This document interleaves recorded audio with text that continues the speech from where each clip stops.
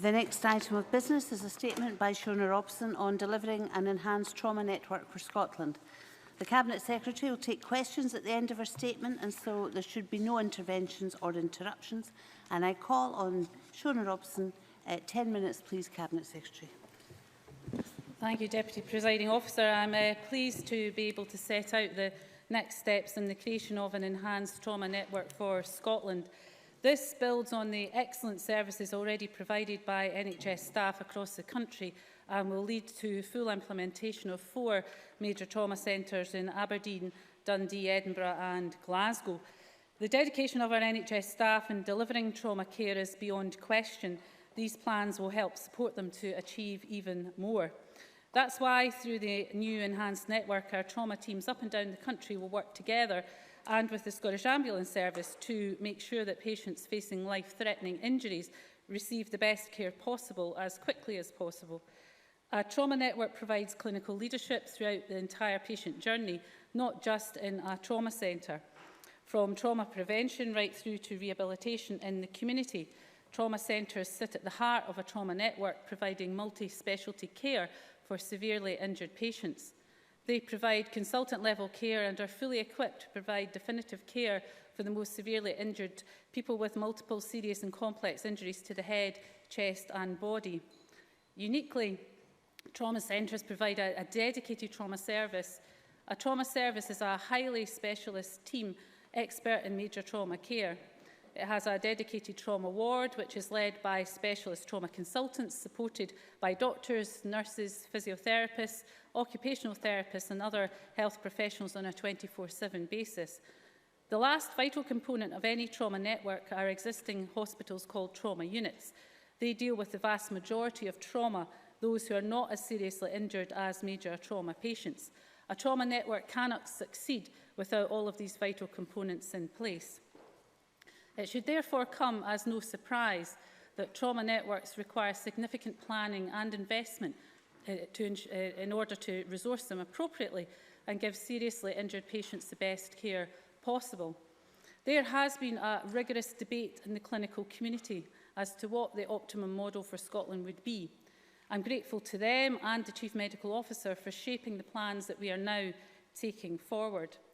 In September 2013, the National Planning Forum's Major Trauma Subgroup produced a report with a number of recommendations for the development of a major trauma network.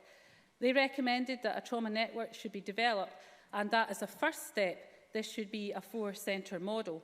However, they also recognised that there was no clear consensus among clinicians as to what the optimum number of centres was.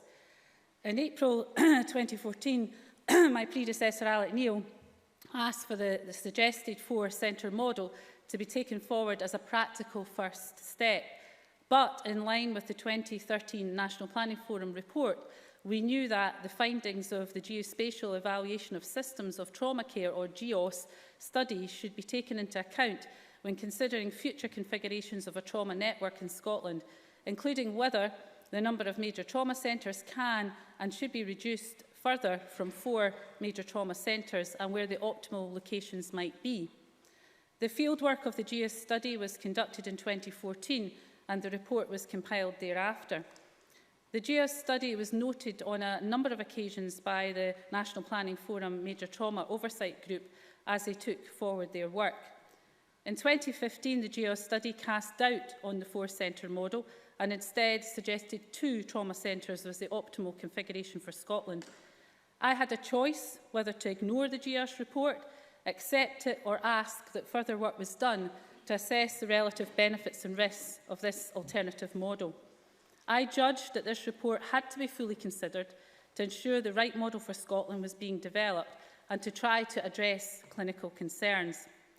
Clinicians and other NHS staff then worked tirelessly with the GEOS study group to assess the risks of having just 2 centres, and in the spring of last year it became clear from that further work that those risks outweighed the notional benefits.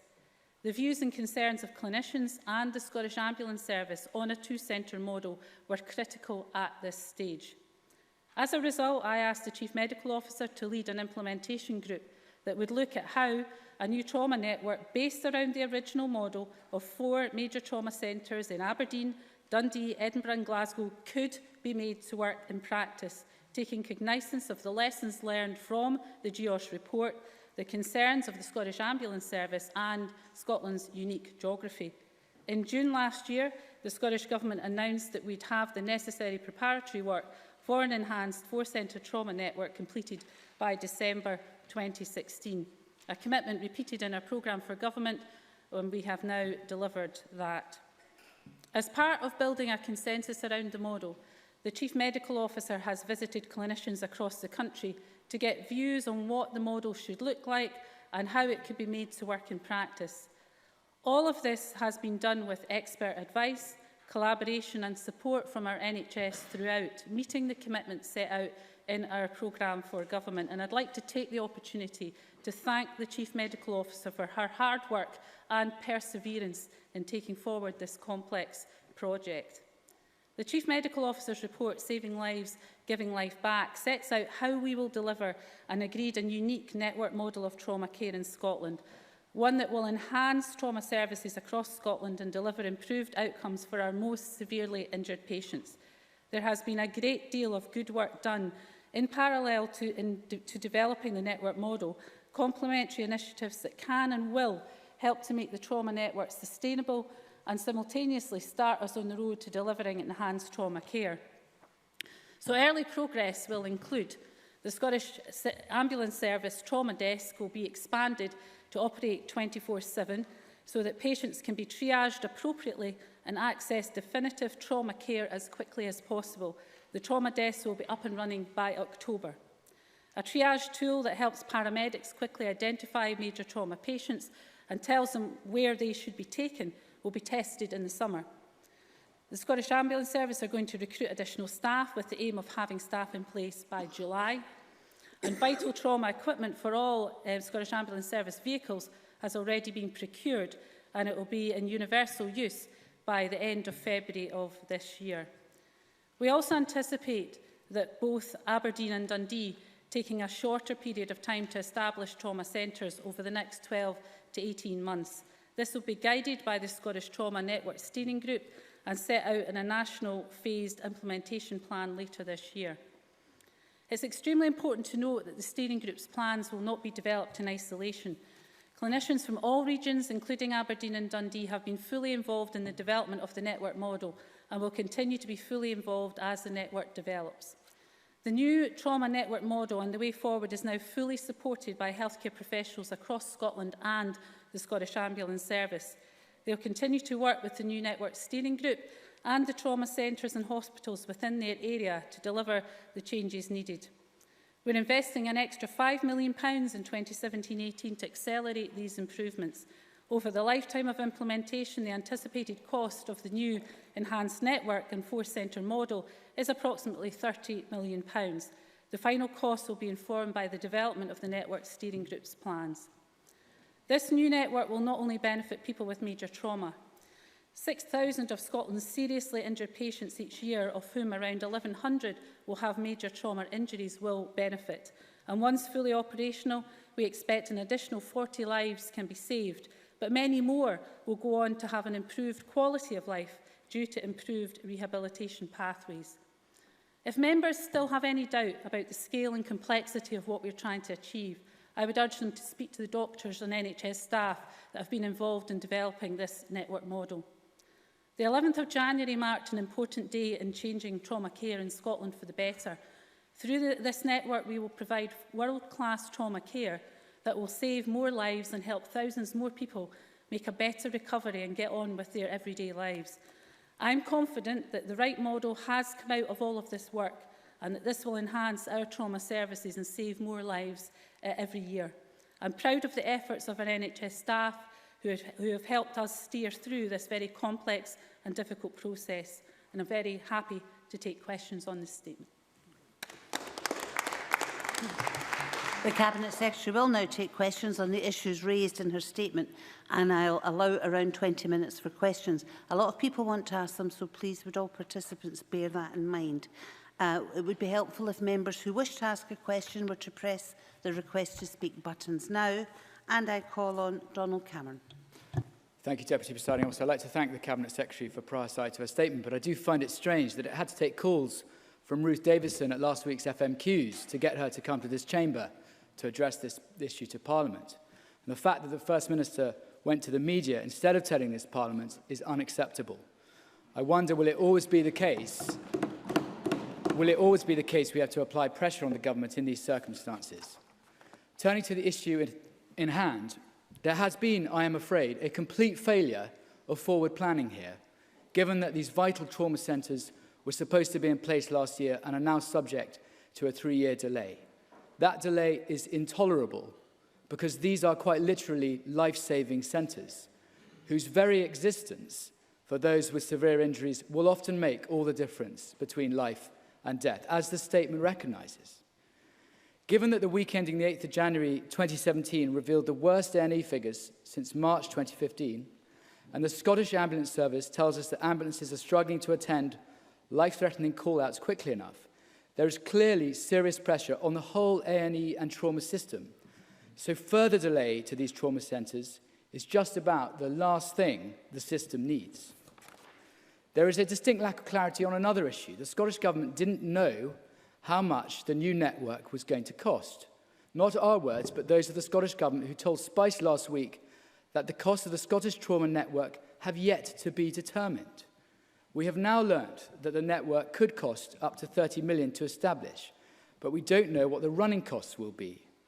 With that in mind, and on the basis that the Cabinet Secretary... Can we come to the question, please, Mr Cameron? On the basis that the Cabinet Secretary states the necessary preparatory work is complete, presumably she's in a position to confirm what the expected yearly operating costs are for this service. Shona Robson. So I was very happy to come here and make a statement to Parliament, and very happy to set out the detail of the complexity of this and to be able to share with Parliament some of the detail of why it was important to reach a consensus among clinicians which previously wasn't there. And I would hope that members across this Parliament would agree with me that it was right to take the time to build that consensus rather than to push ahead with a model that didn't have that clinical buy-in. So I hope that members, in the light of the information, the detailed information provided today, will accept that. So I don't accept Donald Cameron's criticism of a failure of forward planning. This was not an issue of a lack of forward planning. It was an issue of a lack of clinical consensus which had to be built. And the Chief Medical Officer has done sterling work at doing that, the length and breadth of Scotland. The member refers to pressures within our A&E departments and the Scottish Ambulance Service. Winter always brings pressures, and of course what's important with this major trauma network is the additional layer of support that will be provided for those most injured patients, those with major trauma injuries, which we're talking about around 0.2% of all of those the 6,000 who are injured. It's a very, very small number of people with major trauma that would ever go anywhere near our A&E departments. Most A&E departments see very, very few major trauma patients. So this new layer will help to support those patients who are the most injured with major trauma injuries. In terms of the cost, the £30 million has been on the public record for quite some time. What I have said in relation to the network is that £30 million should be taken as a guide for the network to work on, but that the steering group will be doing further detailed work around the phasing of that £30 million. We've already announced £5 million for 2017-18, and I've outlined in my statement what those early priorities for that spend will be. I hope that gives Donald Cameron some clarity. Anna Sarwar. I thank the Cabinet Secretary for prior sight of the statement. This is the second time that this Cabinet Secretary has attempted to hide behind the First Minister and then been forced to this Parliament to explain her failures. She promised that the trauma network would be delivered by 2016. This is now delayed until 2020 at least. On their own figures, 6,000 patients expected to benefit each year, meaning that up to 18,000 patients will be failed by this Cabinet Secretary. I listened with interest to the Cabinet Secretary saying with a straight face that, I quote, "We're investing an extra £5 million in 2017-18 to accelerate these improvements. Only in Shona Robinson's world is a delay of 3 years an acceleration." Now, one of the excuses the Cabinet Secretary gave for the delay is that it was a debate between 2 or 4 trauma centres. Well, we always knew that 2 of the trauma centres would be in Glasgow and Edinburgh. So can she tell us why these are not up and running already? And in conclusion, the Cabinet Secretary likes to talk about England. Well, the fact is that under this Cabinet Secretary, these new major trauma centres will be delivered 10 years after the NHS in England. Will she take this opportunity to apologise? Shona Robson. Well, we give the opposition copies of the statement an hour in advance so they can read the statement and then frame their questions based on the statement content. It's quite clear that Anna Sarwar has done neither of those things.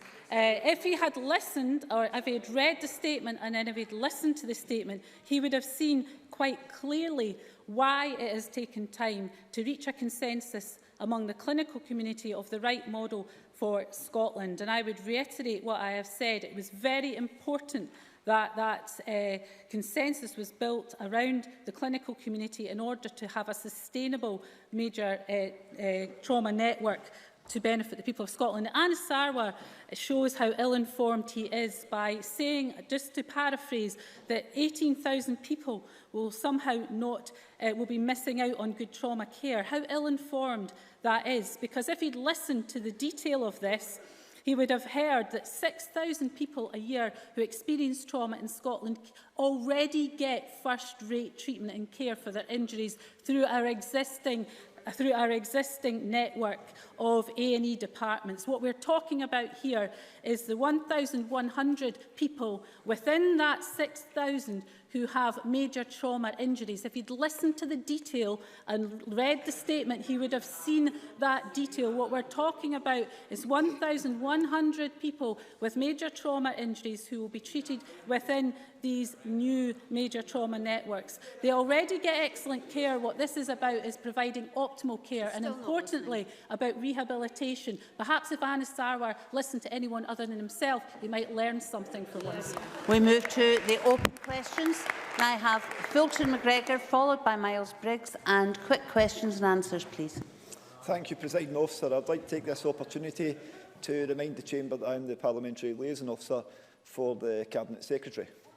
To ask the Scottish Government when the 4 trauma regions will have detailed implementation plans in place. Shona Robson. Can I say, I don't know what the Labour benches find so amusing about the development of a major trauma network that could save 40 lives a year. Perhaps they need to take this subject a little more seriously than they are. But can I say to Fulton McGregor, in terms of his question about when the 4 trauma regions will have detailed implementation plans in place, we expect the 4 regional trauma networks and the Scottish Ambulance Service to have their regional implementation plans completed by October of this year.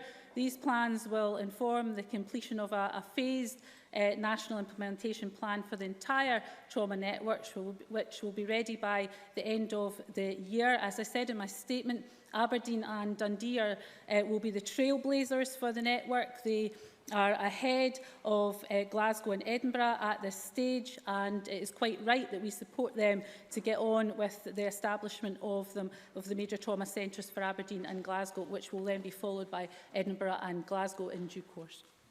Miles Briggs and then Lewis MacDonald. Thank you, Deputy Presiding Officer. Will the Cabinet Secretary commit to publishing all the materials and documents, including details of ministerial discussions around the decisions to support 4 trauma sites? And how will the trauma site network form part of the workforce planning strategy?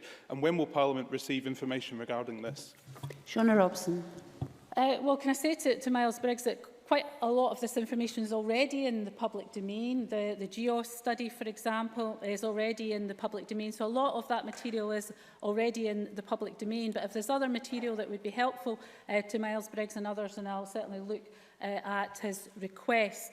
In terms of the workforce plan, of course, this will form part of the workforce plan, although it should be remembered, as I said in my statement, that this is about enhancing the existing trauma capability by adding this major trauma network layer on top of our trauma services that already exist. Now, part of that will be staffing resources to make sure that they have the adequate staffing, because it requires not just those working on the front line, but the staff behind. So yes, I can confirm that that will be part of the workforce plan which we'll be bringing forward in the spring.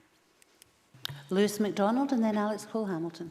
I hope the Cabinet Secretary, having no doubt spoken as I have to those involved in developing plans for a major trauma centre in Aberdeen, will understand their frustration that even at this stage the Government is not yet ready to go. However, I've read closely Catherine Calderwood's report published last week, and I listened closely to what she had to say. If indeed Aberdeen Royal Infirmary will be ready to provide a dedicated new trauma ward this year, if indeed a full-blown major trauma centre could be established at Forrester Hill within the next 12 to 18 months, what is holding up these deployments going forward? Is the issue, as Catherine Calderwood seems to say, that staffing is a constraint? Why will she not now put in place the regional trauma network for the north of Scotland that she's talked about? What is to prevent that happening now? Shona Robson. Well, can I say, I think there would have been a great deal more frustration in Aberdeen and the North East had we gone ahead with the two-centre model that came to my desk, which we had to give consideration to, because, well, the member says, why? Well, when a group of clinicians come and cast doubt on the sustainability of a clinical model that you're pursuing, it would be quite reckless not to listen to that clinical advice. What we then had to do, though, was to try to build and rebuild a consensus around the four-centre model, which is what the Chief Medical Officer has taken forward with the clinical community, and we now have that, and that's very important if we're going to have a model that is sustainable. And of course it is unique and bespoke to Scotland. It's not based on centres and networks elsewhere, based on major populations. It takes into account very much Scotland's unique geography. Now, in terms of taking forward Aberdeen and Dundee, as I've said, the 12 to 18 month time frame I think is realistic for the two centres that are, I think, out of the stocks most quickly. They are very keen to get up and running. The steering group will be setting out the work that needs to be taken over the next few months. As I laid out in my statement, an important component of that before anything else happens is the Scottish Ambulance Service having their 24/7 trauma desk and making sure that as a triage service they have their enhanced services in place. I would then want to see very quickly the detail of how Aberdeen and Dundee will be getting up and running, getting the trauma wards up and running, getting the staffing in place. So very happy to keep Lewis MacDonald informed of some of the detail of that as we take it forward. I'm sure the CMO will do likewise. Alex Cole-Hamilton, followed by Claire Hawkey. Thank you, Deputy Presiding Officer, and I thank the Cabinet Secretary for an advance copy of her statement. With increasing pressure on every aspect of primary and acute care, getting triage right will be absolutely essential, and I welcome the improvements outlined in the statement to that end. When the last trauma survey was conducted in the 1990s, the injury severity scale was calibrated so that scores of 16 or more on that scale were classified as serious trauma. Despite advances in triage around head trauma, head injury of any magnitude is still always given an automatic score of 16. To prevent inundation of our new trauma centres from the automatic referral of head injury when patient could receive exemplary and appropriate care in local hospitals, will the Cabinet Secretary commit to reviewing the injury severity scale in respect of head injury to take account of advances in triage in that area, whilst not, of course, compromising on patient safety? Shona Robson. Well, I mean, I'm happy to write to Alex Cole-Hamilton around the detail of his question, but I think we have to be very clear here that the definition of major trauma is very specific. These are the 1,100 cases within the 6,000 serious injuries that involve major trauma, including major head injuries and major trauma to the head. So it is a very specific group of patients who require the services of major trauma teams. And as I say, very happy to write to Alex Cole-Hamilton, but hopefully he will appreciate that we're talking about a very small number of people out of those who have serious injuries. Claire Hawkey, followed by Ross Thompson. Thank you, Presiding Officer. To ask the Scottish Government how effective communications on the development of the new network will be delivered to both clinicians and the public. Shona Robson. Yep. Can I say to Claire Hawkey that the new Scottish Trauma Network Steering Group will work closely with clinicians and NHS staff from the 4 trauma regions to maintain effective communications to ensure that the National Trauma Network is implemented.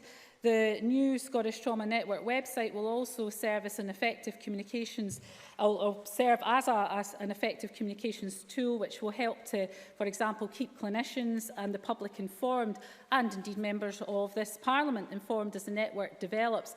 The new trauma website is available at traumacare.scot, and I would hope that members might avail themselves of the information on that. Ross Thompson and then Ivan McKee. Thank you, Deputy Presiding Officer. In her statement, the Cabinet Secretary stated, "We are investing an extra £5 million in 17-18 to accelerate these improvements."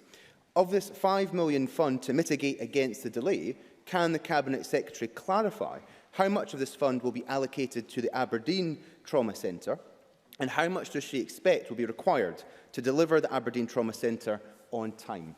Shona Robson.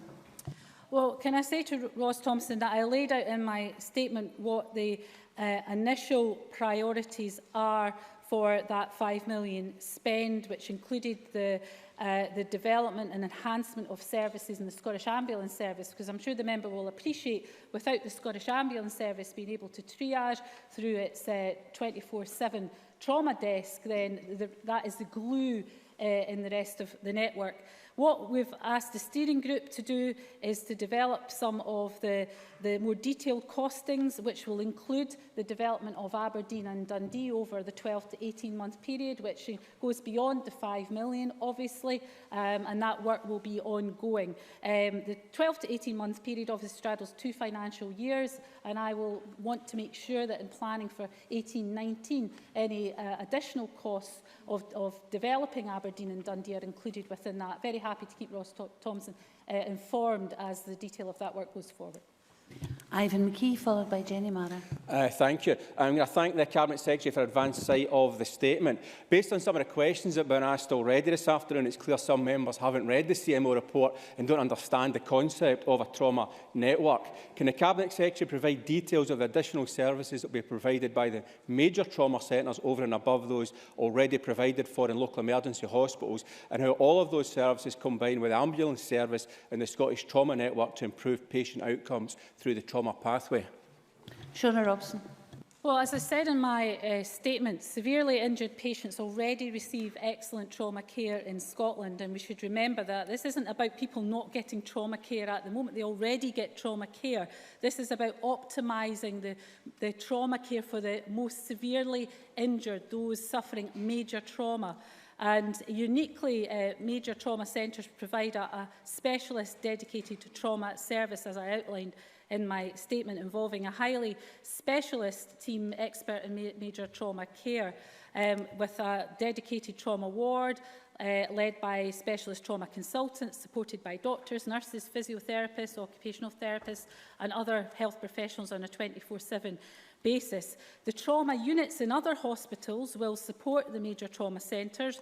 They deal with the vast majority of trauma and will continue to do so, those who are not as seriously injured as major trauma patients. The Trauma Network will provide clinical leadership through the entire patient journey, not just in the trauma centre, but from trauma prevention right through to rehabilitation in the community. And importantly, clinicians in the trauma centres will be able to support those colleagues in the trauma units and beyond when dealing with trauma cases, and will help to develop and enhance the skill level of all of those staff working together to ensure that the patient gets to the right place quickly and has the best outcomes possible. Jenny Mara, followed by Stuart McMillan. Thank you, Deputy Presiding Officer. The Chief Medical Officer has said that she anticipates Dundee to have its trauma ward operational this calendar year.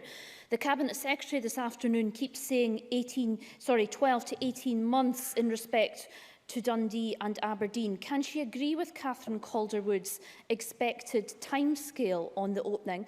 And can she tell Parliament if there are any other factors other than funding and workforce that Catherine Calderwood outlines that will affect the timeline of the opening of these centres?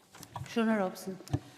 Well, as I set out in my statement, the first thing that has to happen is the enhancement of the Scottish Ambulance Service, because they are the triage organisation that will get the major trauma patient to the right place. So you've got to have that up and running first on a 24/7 basis through the trauma desk. So that has to be the first thing that happens. And I set out in the statement the timeline for doing that over the next few months. Having met with those who are leading the major trauma centre in Dundee, they are trailblazers for this, frankly. They want to get on with delivering the centre in Dundee. They are very keen. They are getting on with the job. Some things have already changed and are already in place that wasn't there previously to enhance the patient experience within Nine Wells of patients who have suffered major trauma. So improvements have already been made. So yes, I can confirm that. The issues of funding and workforce are, I mean, in the main, this is about making sure that they have the equipment and that they have the skills available to them. And most of those skill sets are already there, but it will have to be enhanced, and Dundee are looking at that at the moment in terms of what new staffing will be required to deliver this centre. But I'm very optimistic that it can be delivered within the CMO's timescale. The last of the questions, I'm afraid. Stuart McMillan, very quickly, please.